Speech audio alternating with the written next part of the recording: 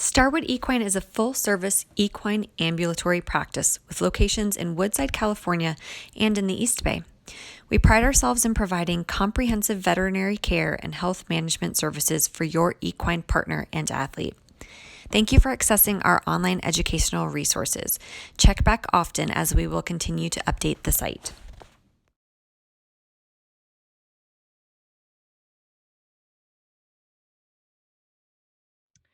So how do I get to the next slide? Like that. So a little bit about me. I grew up in Northwest Indiana. I went to Purdue for undergraduate and then moved down to Mississippi State for my master's. Then I moved out to Southern California for veterinary school, and then have lived in the Bay Area and called it home for the last couple years now. On the left is me and my horse Arrow. He's been with me since he was 5 and I was 10. He turned 25 last month, so don't do the math on that. But and then over on the right-hand side is my sister and I with our boys at our family farm in Indiana. So just some fun pictures to see. So what is gastric ulcer syndrome? It's basically an umbrella term for any ulcerative, erosive disease of the stomach. And we generally divide it into 2 different diseases depending on where the ulcers are in the stomach. So we have squamous gastric disease or non-glandular gastric disease and glandular gastric disease. So we'll explain what that means in a second. But why are we even talking about this? Well, because it's really, really common in horses. So some studies say that up to 80 to 100% of racehorses in training have gastric ulcers, and still about 37% of them that are out of training. Our endurance horses seem to be just as badly affected, with up to 93% in training with ulcers, and still like 48% of them that are not in training that have ulcers. Runners up are our pleasure horses and our sport horses, with about half of them having gastric ulcers. And then our backyard guys, kind of our lazy guys, still about 11% of them have gastric ulcers. So very common, lots of horses affected. So to help you understand a little bit better what I mean when we're dividing those 2 diseases into 2 different types, I guess. On the right side, you can see a typical horse stomach. So the top part of the stomach, the non-glandular mucosa, is one section, or sometimes I'll call it the squamous section. It just describes the type of cells in there. And then on the bottom part of the stomach, we have our glandular mucosa, or glandular section. So that's the section that's actually producing all the acid. In the middle, you can see a thing called the margo plicatus. So it kind of just this ridge that divides the 2 sections of the stomach. And that's really commonly where we see ulcers in horses.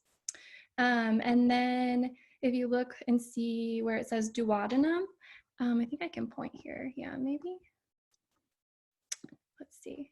Yeah, duodenum. This is where the stomach exits to go into the rest of the intestine. So this section right here is called our pylorus, and that's another common area for ulcers to form in the glandular section. So how does the stomach protect itself?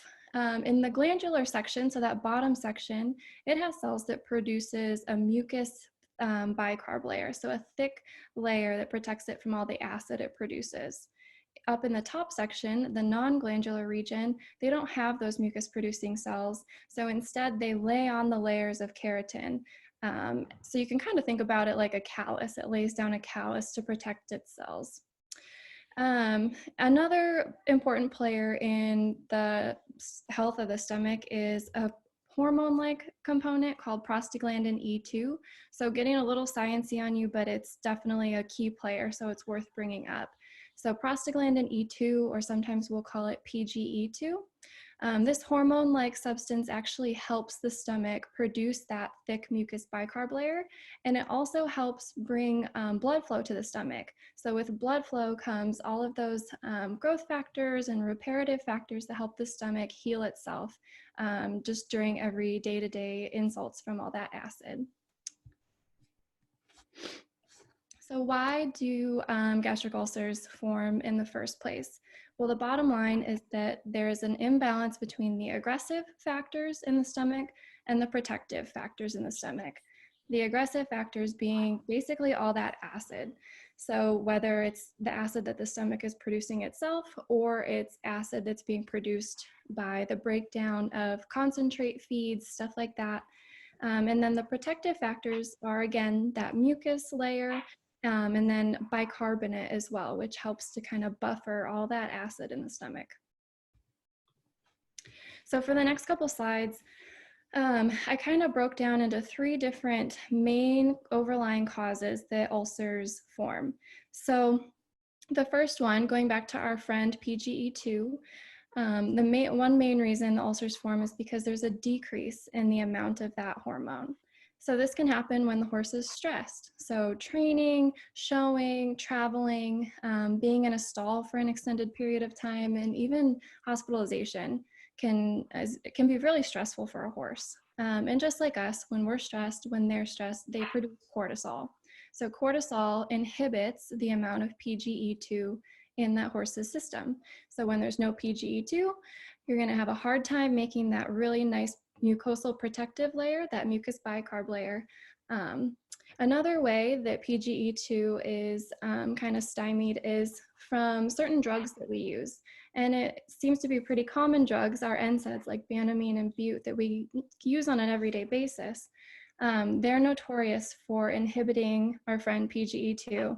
So then again, no PGE2, no mucosal blood flow to the stomach, or I shouldn't say no, but a decreased mucosal blood flow to the stomach. And then also decrease in the production of that nice mucus bicarb layer that helps protect the stomach. Another reason that ulcers can form is because of a longer acid exposure time. So this can happen when a horse is exercising. So their abdominal muscles are engaged, they're trotting, bouncing up and down. That causes all that acid to kind of splash up on the sides of the stomach and expose the walls and all those cells to that acid.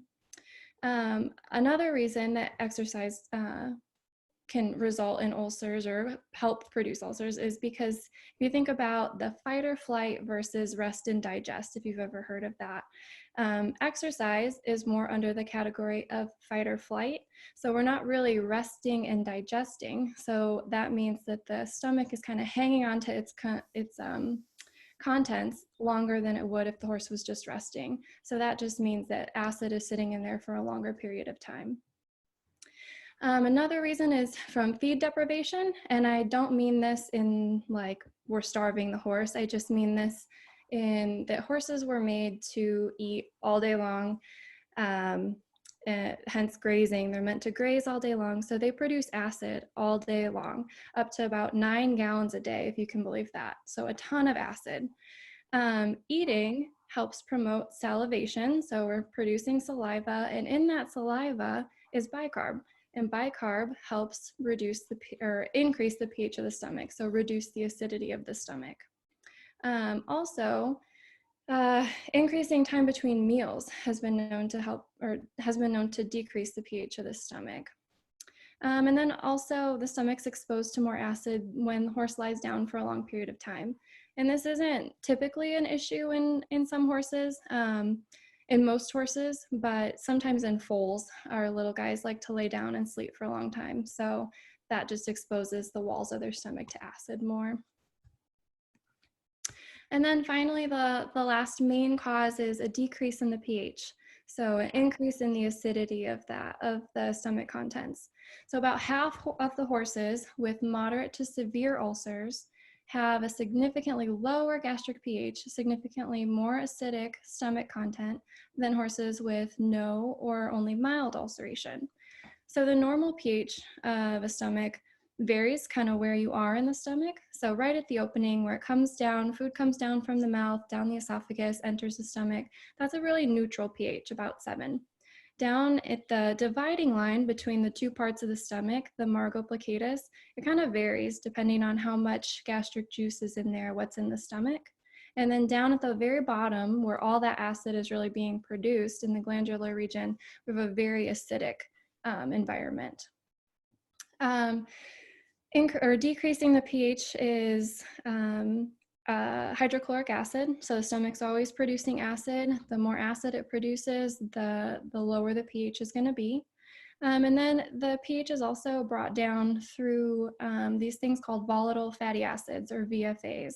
So these things are produced when a horse kind of breaks down that high carbohydrate or those concentrate meals that we feed them.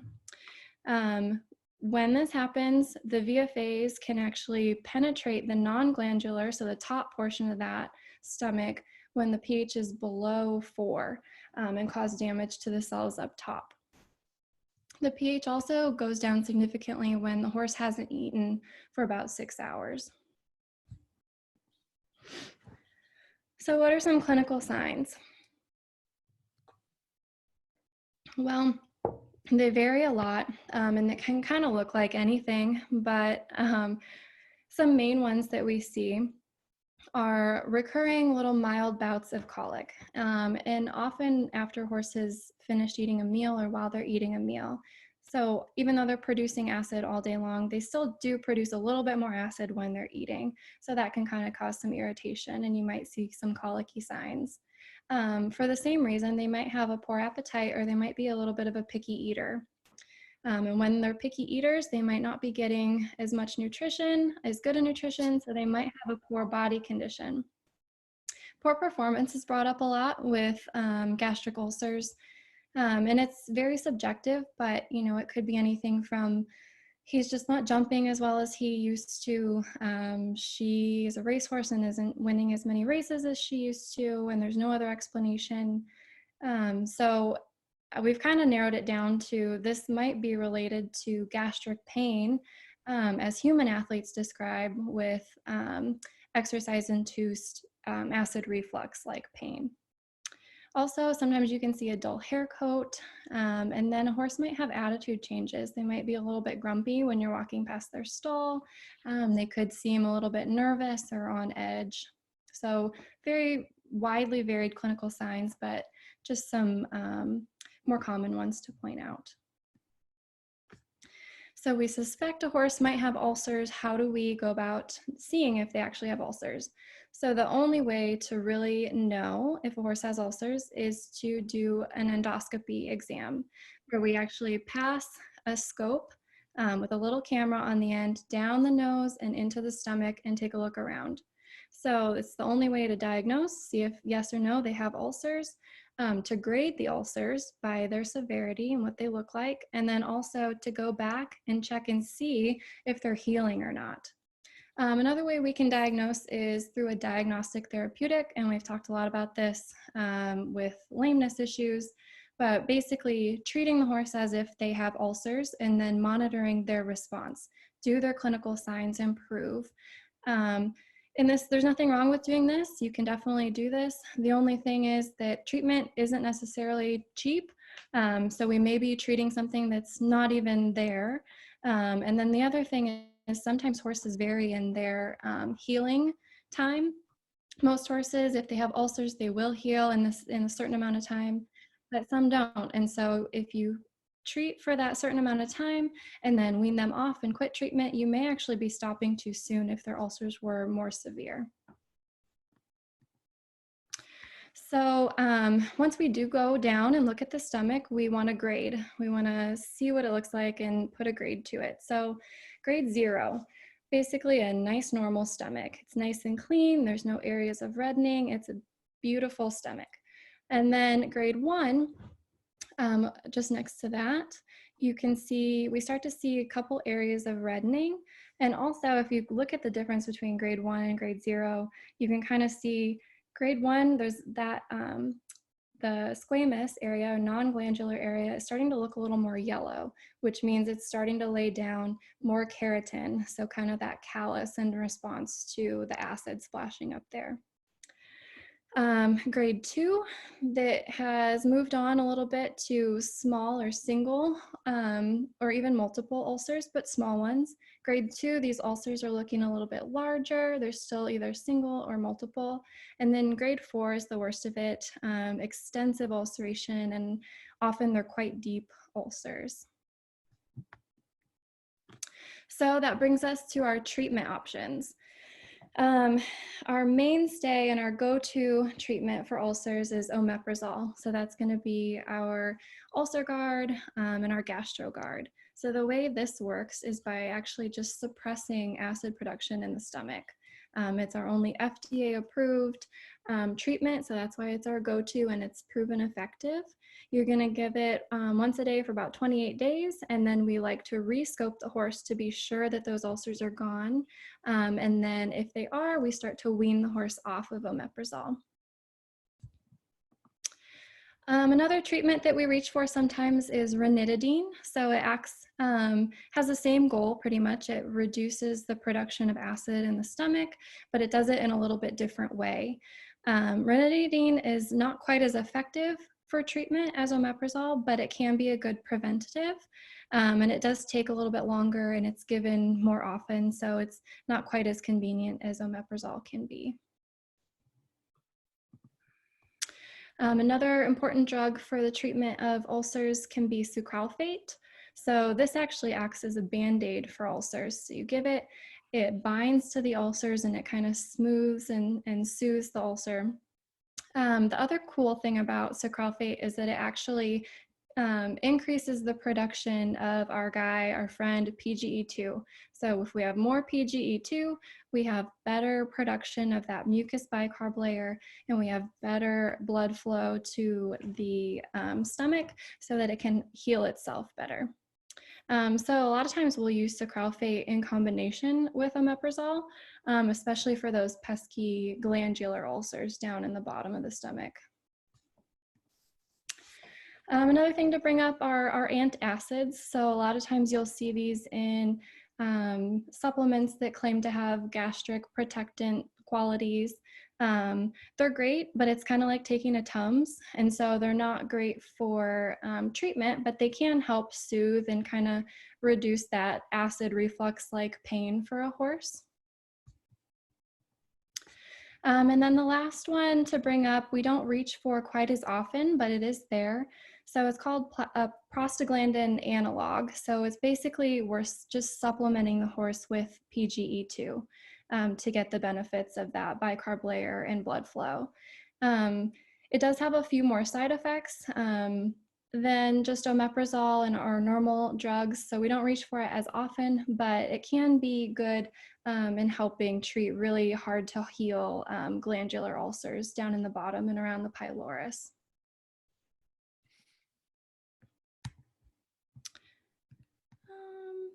So then one thing I thought was interesting to bring up that we might be able to look forward to in the future is an injectable form of omeprazole. So right now we give oral omeprazole in a paste, and it is, most studies say it's pretty dependent on giving it without feed. It's actually, feed affects its bioavailability and its effectiveness quite a bit, so we have to time it just right, giving it before or after we feed the horse. So injectable omeprazole could potentially eliminate that, which would be really cool. It's given once a week in a muscle. And one preliminary study said that after 4 weeks of treatment, 100% of the ulcers in the top part of the stomach, so the squamous or non-glandular stomach, were healed, and about 75% of the glandular ulcers were healed. It's not FDA approved yet, so it's not available in the US, but something cool to look forward to potentially, but definitely a lot more clinical trials need to be done. It needs to be proven safe and effective before we can think about using it.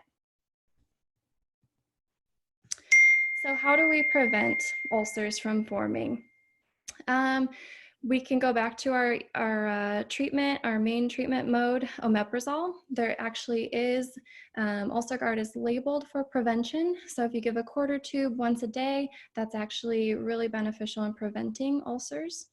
It's great to give, especially if, during show season, if we're ramping up training, if a horse is on NSAIDs for any reason, it's just a great way to be proactive in helping prevent ulcers. Also, we can prevent through changing the diet. So it's been shown that a higher percentage of roughage so our hays and stuff like that, rather than concentrates, so our high carbohydrate grains and things like that, is more beneficial in having a better pH and reducing the risk of ulcers. Alfalfa can be really useful in helping buffer the pH in the stomach because it has calcium, a higher amount of calcium in it than other hays. Just one caveat though, it's nice to remember to feed alfalfa if you can at less than 50% of the roughage you're giving. Some horses are more prone to developing stones in their GI system if you're feeding alfalfa at a higher percentage than half of the total roughage you're feeding. Not all horses, but some studies show it, and so it's nice to just try to avoid. Another way we talked about how the pH increases with increased time between meals. So a slow feeder is really beneficial in kind of providing them with something to keep in their stomach throughout the day. There is a study on slow feeders, and actually if the holes in your net slow feeder are more than 1 inch square, it's not slowing the horse down at all. So important to know if you're looking at the net type of slow feeders, look for a 1 square inch holes in it. Otherwise, you may as well just throw it on the ground. Also, along that same line, increasing the frequency of meals. All we can do is the best we can do. So sometimes we can only feed our horses twice a day. But if you can fit in a lunch or a brunch or anything like that for your horse, along with a slow feeder, that would be really beneficial in keeping something in their stomach to help keep that pH more neutral for them. Also, preventing stress or reducing stress if we can. So studies have shown that horse-to-horse contact, horses that have buddies, they all have lower stress levels than horses that are isolated or just stalled with no horse contact or no vision of another horse. And also increased turnout time. Most horses do really well out in a pasture. It reduces stress, or even just turnout helps to reduce stress. So that's really important in reducing the risk of ulcers. So basically, in summary, we've covered a lot, but just to summarize, the cause is multifactorial. So I listed out what I believe are the 3 main causes, but it's not a one, it could be one or all. So they're not mutually exclusive. You definitely can have a horse that's on NSAIDs and has a decreased PGE2, only gets 2 meals a day, so it has higher acid exposure and a lower pH. Could be any of those things. Clinical signs are widely varied and nondescript, so it can be kind of difficult to pinpoint gastric ulcers, but there's a lot of signs to consider. The only way to definitively diagnose ulcers is through endoscopy. And then treatment, our go-to treatment is omeprazole, and then plus or minus those adjunctive treatments, sucralfate, antacids, stuff like that we can use. And then prevention is always so important. There's a lot of ways to prevent. Some horses are just prone, but if we can implement more preventative measures, then the better off you and your horse will be. Some references, and then I'm happy to answer any questions that people might have. Awesome, Dr. Matheny, thank you. I do have, well, there's a couple good ones, but I wanted to circle back to a great question from Ferris while you were presenting, and that was in regard to a horse that has historic ulceration. And Ferris's question was, for a horse that has known ulcers, do they need to continue with some sort of treatment or management after the fact? Like, do they need lifelong maintenance, basically? Right. So if they've healed already, or if they're just prone in general, have had them. In this case, the horse had really bad ulcers and experienced them long term. Okay. Okay. So basically, a horse that has a little bit of a hard time healing, and then constantly at risk for them. So yeah, sometimes horses are just always going to be really prone. And so that's when it's good to think back to our preventative measures. Let me try and get back to some of these so we can visualize. Um, so our our preventative measure like omeprazole can be really helpful. Thinking about changes in the diet, reducing stress, any and all things we can do in combination for that horse because he is so prone and has experienced such bad ulcers. He may just be one that is always going to need a lot of prevention. And then possibly if ulcers are occurring again, and if we need to ramp up on the omeprazole or some other treatments or something like that. I don't know, Awesome. helps. Yeah. But I think it does. And I think it lends itself nicely to a question from Patty. And that was with regard to if a horse does have ulcers, she was told that they should only do light work and no cantering. So this kind of reminds me or lends itself nicely to another management tool that we will sometimes tell people that have recurrent ulcers or horses that have had really bad ulcers. And that's to feed a small meal right before riding the horse. And that could be alfalfa cubes. It could be their normal grain, basically something that will soak up the fluid that's in the bottom layer of the stomach. And Patty, I think that the reason that maybe they're telling you not to canter is the act of cantering might turn up some of that acidic fluid and slosh it up into the squamous layer, the upper layer of the stomach. And so that's where like putting some food material in there to act as a sponge and keep all of the fluid on the lower layer can be helpful. So that's sort of multiple answers in one, a way to manage it by feeding it and kind of soaking up the fluid. And that might be the reason, Patty, why you were told not to canter the horse to try to keep the fluid from sloshing around. A follow-up to that would be even if we do, even if the owner does everything that's recommended, everything to treat the horse, can horses still get ulcers? So like if you're doing all the prevention, if you're doing all the management, can horses still get ulcers? right. So I mean, I think the short answer probably is yes. It depends on the horse. If a horse is still getting ulcers in the face of all of these other preventative, I can see a horse getting ulcers in the face of preventative measures, and then we would need to move on to treatment measures. If a horse is still maintaining ulcers during a treatment measure, then maybe we need to reevaluate what treatment is being given, how the treatment's being given. I know we talked about timing with feeding with omeprazole. So there's a lot of other factors. Is the horse on NSAIDs? That type of thing. We need to, if it's just not responding, I think that a wider, more holistic approach needs to be taken. So short answer, yes, but there's a lot involved in that question. Yeah. Thanks. A follow-up that they kind of go together. One is it okay to give omeprazole maintenance dose every day? Right. Yes, it is. The caveat is there are some studies that show, and mainly just in humans, not necessarily a huge factor for horses that we know of yet. Omeprazole can kind of cause a certain bacteria in the stomach to reproduce a lot. So we can get an overgrowth of this certain type of bacteria. And in humans, it's a really big issue.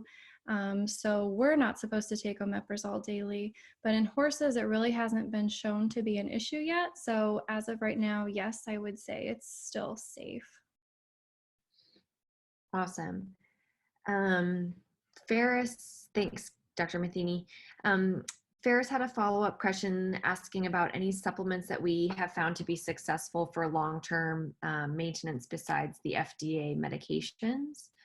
And so I was just going to share in the chat that A product that we carry and we recommend is called Gastrofix, and that is a product that's made by Dr. Ashley Wagner, who does our nutrition consultation and did the webinar a couple weeks ago on building a top line. Her supplements have peer-reviewed research that supports improvement in the gastric pH, and she actually did her study used gastroscopy before and after use of the supplement and found that there was a reduction in the gastric ulceration scores. So Ferris, that's one that we're at least familiar with because we work with the equine nutritionist who produced it. But I think that there's a lot that you can do with management without adding on supplements. So like doing the things that you can change on a daily basis that don't cost you any more money, but maybe cost you a little bit more time is for sure where I would start with supplementation. Yeah, I agree with that for sure. Those are good questions. Any other? I'm just kind of checking back through. If you, in regards to the clinical symptoms, I know they, can vary quite a bit, but if you have a horse that's, say, difficult in the cross ties and is kind of always trying to bite his sides in the cross ties or nip at the ties, like, would it be fair to assume he might have ulcers or not necessarily? No, I think that's fair. I think, so more so would be girthiness. Those are things we think about more. I think that a horse that's restless, we talked about those attitude changes, maybe they're a little nervous.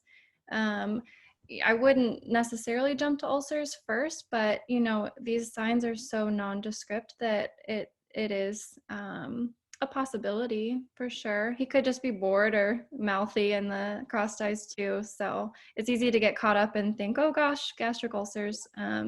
But look at the other signs and see if there's any others that are kind of coming up as well too. Awesome, thank you. I just want to add in, I don't remember if it was Charlotte's question just now that made me think of it or another one, but at a sports medicine conference I went to last summer, they talked about using sucralfate as a little bit of like how we use a nerve block in horses. So giving them sucralfate before you tack them up and ride and seeing if that Band-Aid medication makes a difference in that day's behavior. So that would just be something to throw out there. That is something that could be done. But I agree with Dr. Matheny, Charlotte, as far as your question. Right. It could be a lot of things. Okay. And would doing that be a test essentially to see if it might be ulcers, in which case then you maybe get a real test and then treat it?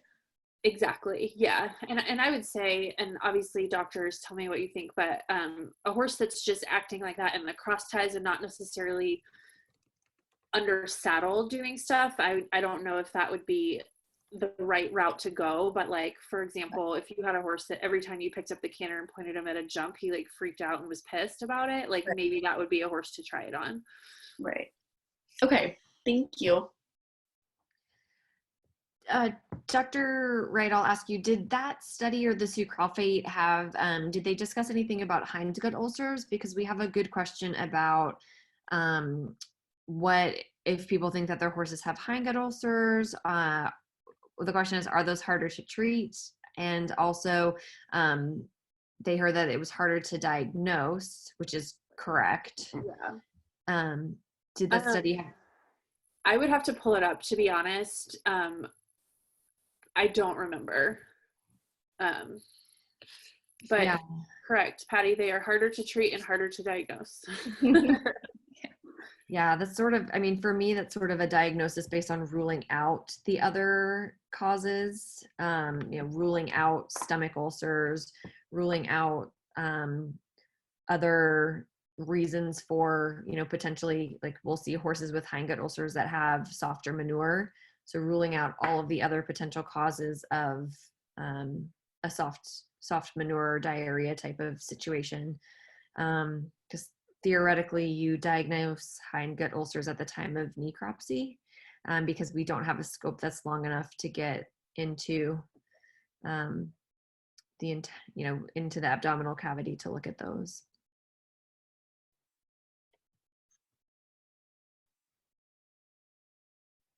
Good questions. What other questions can we answer?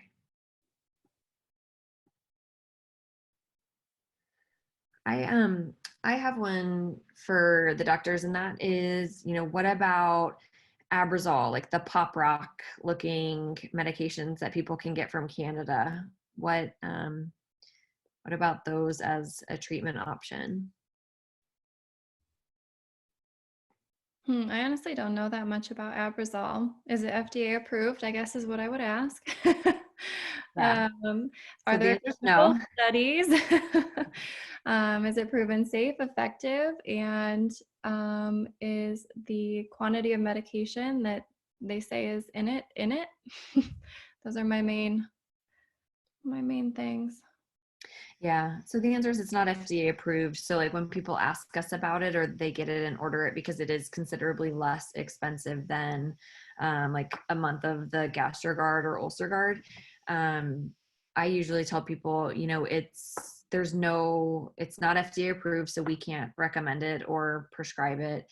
And there aren't any good research papers that we have seen or I have seen to support it. So it's one of those, just because something is less expensive and available, I'd hate for people to spend their money on something that I don't feel confident is going to work. And that's not to say it's not going to work. There's just not good research behind it to support it. So another question came up in the chat, and that is, how do you feel about the accuracy of the fecal test that's used for hindgut ulcer testing? Personally, I'm not that super confident in it. What it really tells us is if there's blood in that sample or not. And if there is, that blood could really be coming from anywhere along the digestive system tract. So it's not necessarily specific to hindgut ulcers. Everybody else can weigh in too. That's just my opinion. We don't carry the test, I think, is kind of an indication of my lack of confidence in it, maybe. Yeah,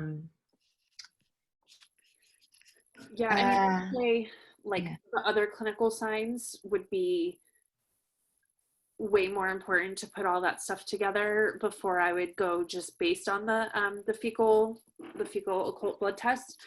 And then I think sometimes treating with sucralfate again can be a way, if you get a positive response from treatment, that you can then say, okay, maybe that is really what was going on. Yeah. And then an additional question is, a horse that Patty's horse keeps getting ulcers. She's wondering if there's a specialist that could help with that and what they would be called, that she would refer to. And Patty, I would start by saying, the specialist that you would go to would be an internist if you were to see a specialist. But I think that the recurrence warrants a discussion of, a couple different questions, which are, what have you done medication wise? What diagnostics were used to initially find the ulcers? And did you follow with follow-up diagnostics before you stopped, the additional medications?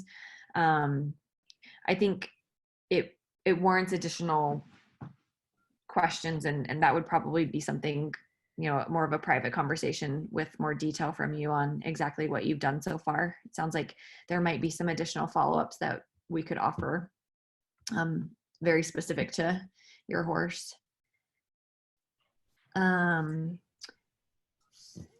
Barris, good question.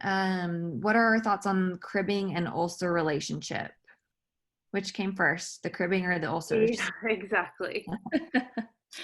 So they definitely can go together, but the big question is just what Kelli said, like, is the horse cribbing because he's uncomfortable because he has ulcers, or is he high strung and has ulcers so he starts cribbing? And I think there is some people looked at it, and I think just the relationship has been proven, but not like the chicken egg situation.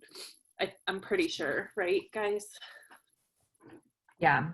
And Yeah. yeah, go ahead, Gary. Sorry. No, I'm just agreeing with Cara's statement. Yeah. Thanks. And I would say, like, from experience with the horses that we've scoped that have a history of cribbing, I can't say that I've seen the cribbing go away after we've addressed the ulcers, but that's anecdotal. That's not actual, it's not actual science or research. That's just in the horses that I've personally seen. But I think also that's tough because cribbing is such like a learned behavior. It's one of those things that once they start doing it, it's very hard to change it. Right. So like, you know, he could no longer have ulcers and just be like chomping This on is a fun new behavior that I've learned. thing. Yeah. Yeah. Really good questions.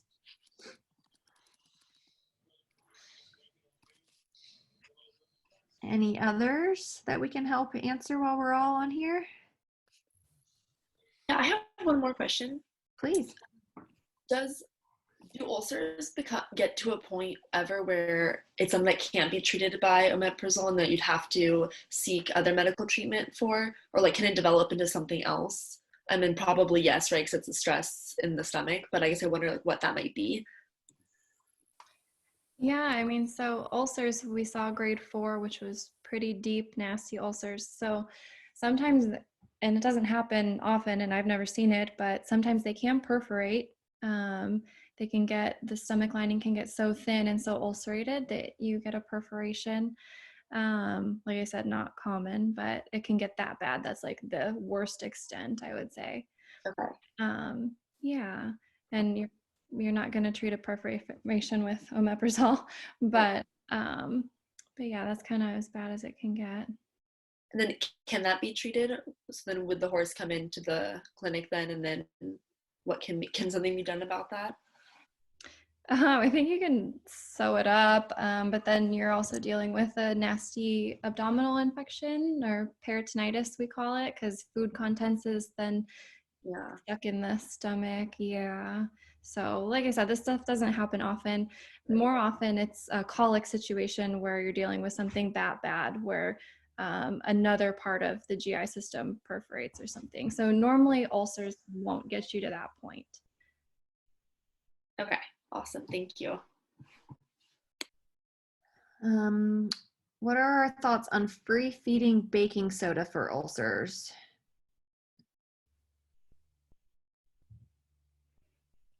I don't know.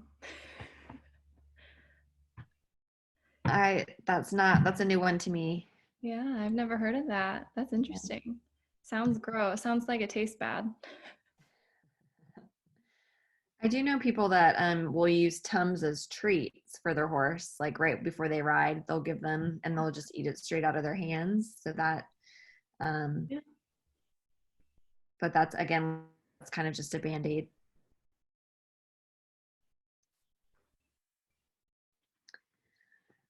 Good. Okay. Well, we're happy to entertain any other questions. Sue, yeah, we're glad that you could make it too. Good night, everybody. Bye. You're very welcome, Patty. Bye, everybody. Good job, Kelly. Thanks for coming, everybody.